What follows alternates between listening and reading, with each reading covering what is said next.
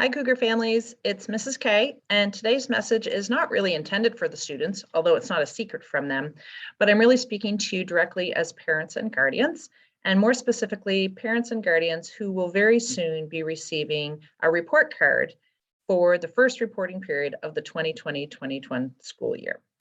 And as you know all too well, this year has not been the normal year that many of us had hoped for. So there are some things about the report card that I would hope that we would know for any year, but especially in light of this year, I just wanted to mention a few things. So firstly, what is a report card? You've all gotten them as a learner yourself, even if not yet as a parent. And many of you have, as a parent, already received report cards. So you know a bit about what our New Brunswick Provincial Report Card looks like. In a snapshot, it is meant to give you a sense of where your child's academic performance is relative to where we would expect them to be at that point in time in that grade year.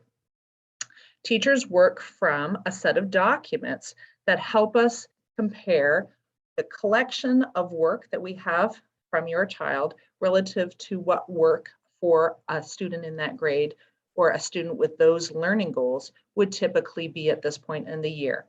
And so when there are grades on any report card, that grade should reflect how close is that match. In fact, if we would describe this is what the work of a grade 4 student looks like in November of their grade 4 year, and we compare that to the collection of work that your child has produced this year, and we say there's a very good match, then usually the grade we would assign is a 3, meaning it's a good match. If we compare what the work would typically look like for a student in grade 4, and your child is not quite there yet, then we might use a grade called a 2, which is approaching. So they're approaching the level of work that we would expect. Or in some cases, if the work that your child is providing exceeds the expectation for the work of a typical student at that point in that grade, then we might use a grade of 4, meaning they have reached beyond where we expect them to be. And then there is the 1 for the grade, which means where they are relative to where we expect them to be, there's still quite a gap. They're not yet really approaching where we would hope them to be. So that would be typically what we would do every year. As I'm sure you can imagine, this year, again, because of interruptions in their learning, really for the 3rd school year in a row, we have to question, is it in fact reasonable to expect my child to receive a report card that says they're where they should be? And I think you and I both know that that's not been the kind of school year where we have actually had opportunity to collect from your child the evidence in the same volume that we normally would, in the same way that we normally would, and perhaps even saying your child was even ready to do the work that we would expect them to be able to do at this point in this grade has been impacted by absence this year, by interruptions in their learning last year, and certainly by interruptions in their learning since March of 2020.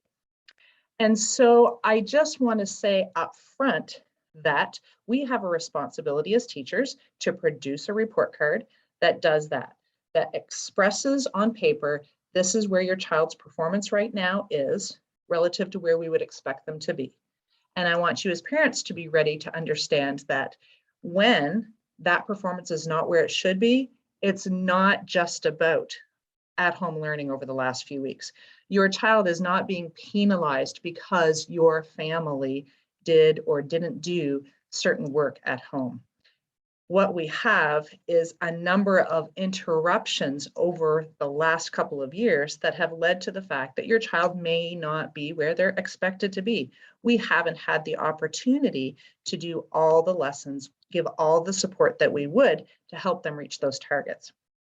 The report card should never be a measure of who the child is. It should never be a measure of who the child can be or will be.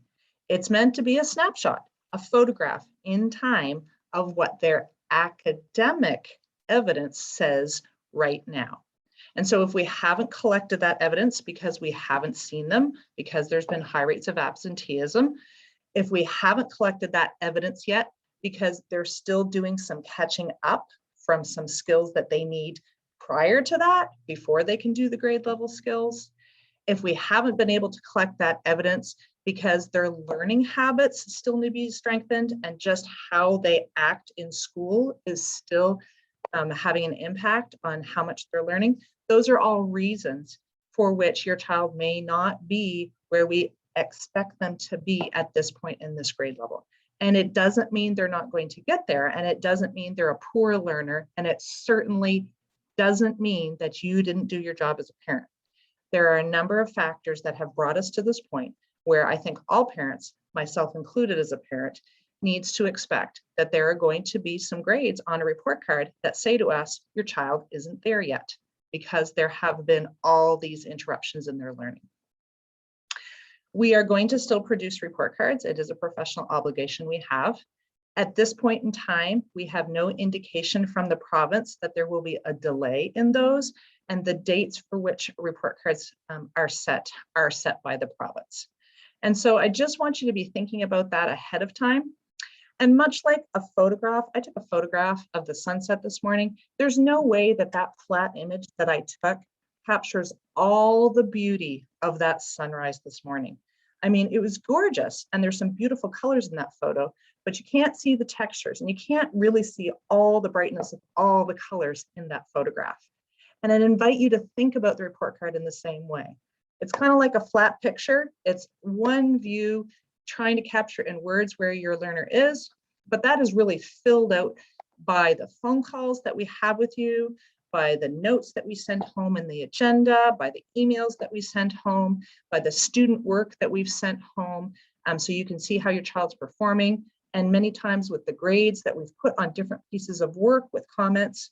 When you put all that together, that is a more full picture that helps describe how your child is progressing in their learning. So just be thoughtful of that as you receive those paper copies when they do come home. It's a snapshot in time of a particularly bizarre year, and we are going to continue to work with your children where they are in their learning, helping them as best we can with those next steps, and getting them eventually to those targets that we would expect for them at this point and moving forward. You can always be watching for comments about their learning habits. That has really been a focus for us this fall, in some cases even more than the academics. We've really been trying to work those muscles in the children about what are the types of choices that we make day in, day out to be the best learner that I can be, because those are really essential as we move forward and trying to fill some of those gaps and help them do some of that catching up. We need to really ensure that they're exercising those good learning habit muscles. So that will continue to be a focus for us. And I'm sure lots of the conversations that we will have with you around that parent-teacher time in the next few weeks is really around how we can work together, hand in hand, to support your child to be the best learner that they can be, regardless of what piece of work they're working on at the time. As always, if you have any questions or concerns or want to have a conversation about this, I'd invite you to contact me. Email is still the best bet right now, where we're not answering the phone, and you can always reach out to the teacher as well.